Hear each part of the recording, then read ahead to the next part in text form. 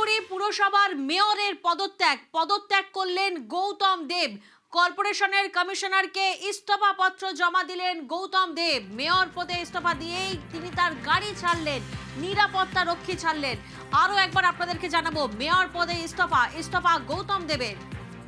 বিধানসভা নির্বাচনের ভরাডুবির ধাক্কা এখনো কাটিয়ে উঠতে পারেনি তৃণমূল কংগ্রেস। একের পর এক জায়গা থেকে আমরা দেখছি দলের অস্তিত্বই এখন প্রশ্নের মুখে। দার্জিলিং, জলপাইগুড়ি, আলিপুরদুয়ার, কোচবিহারের মতন গুরুত্বপূর্ণ যে জায়গা, সেই সব জায়গায় দলের অস্তিত্ব একেবারে, তৃণমূলের অস্তিত্ব একেবারে প্রশ্নের মুখে। পার্থ প্রতিনিধি আমাদের সঙ্গে রয়েছেন, সরাসরি পার্থ থেকে একবার জানবো, পার্থ কি কি তথ্য আমরা পাচ্ছি?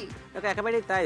পালা বদলের পর প্রায় মাস দুয়েক হতে চললো, শিলিগুড়ি পুরসভায় কিন্তু নিয়মিত যাচ্ছিলেন মেয়র গৌতম দেব এবং মেয়র হিসেবে কিন্তু যাচ্ছিলেন গৌতম দেব, যেটা রাজ্যের অন্য প্রান্তে বা অন্য জেলায় যে ছবি দেখা যায়নি। কিন্তু পরাজয়ের পরের দিন থেকে কিন্তু ময়দানে ছিলেন গৌতম দেব। কিন্তু একের পর এক পুরসভা, একের পর এক কর্পোরেশন থেকে যখন তৃণমূলের প্রধানরা পদত্যাগ করছেন, গ্রাম পঞ্চায়েত থেকে পদত্যাগ করছেন, গতকাল আমরা জানি মুর্শিদাবাদ জেলার একাধিক পুরসভা থেকে পদত্যাগ করেছেন চেয়ারম্যানরা, তৃণমূলের চেয়ারম্যানরা, আলিপুরদুয়ার জেলার চেয়ারম্যান, ভাইস চেয়ারম্যান পদত্যাগ করেছেন গতকালই, এবং এই জিটিএর চেয়ারম্যান পদত্যাগ করেছেন। অর্থাৎ রাজ্যে পালাবদলের পর এই শিলিগুড়ির মেয়র পদ থেকেও কিন্তু ইস্তফা দিলেন গৌতম দেব। 2022 সালে তিনি মেয়র নির্বাচিত হন এবং ব্যাপক সংখ্যাগরিষ্ঠতা পায় তৃণমূল।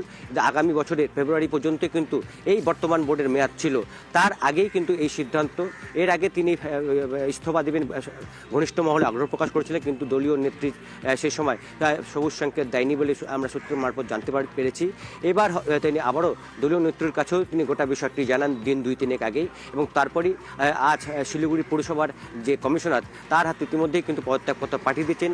সরকারি যে সুযোগ সুবিধা, অর্থাৎ সরকারি গাড়ি, সরকারি নিরাপত্তা রক্ষী, ইতিমধ্যে আজ সকাল থেকে কিন্তু তিনি ছেড়ে দিয়েছেন। বাড়িতেই রয়েছেন গৌতম দেব এবং বাড়িতেই রয়েছেন, এবং আগামী রাজনৈতিক ভবিষ্যৎ তার কি, সেই বিষয়ে নিশ্চয়ই আমরা সূত্র মারফত জানতে পারছি যে আগামী একটা প্রশ্ন তোমার সামনে আসছে, সেটা হচ্ছে যে এই যে শিলিগুড়ি পুর নিগমের বোর্ড, সেই বোর্ডের মেয়াদ কতদিনের? বলছিলাম আগামী বছরের ফেব্রুয়ারি পর্যন্তই কিন্তু এই বর্তমান বোর্ডের মেয়াদ রয়েছে।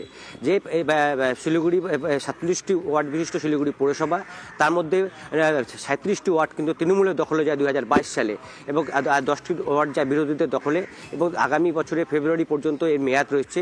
তার আগেই জুলাই মাস কয়েক আগে কিন্তু মেয়রের পদ থেকে ইস্তফা দিলেন।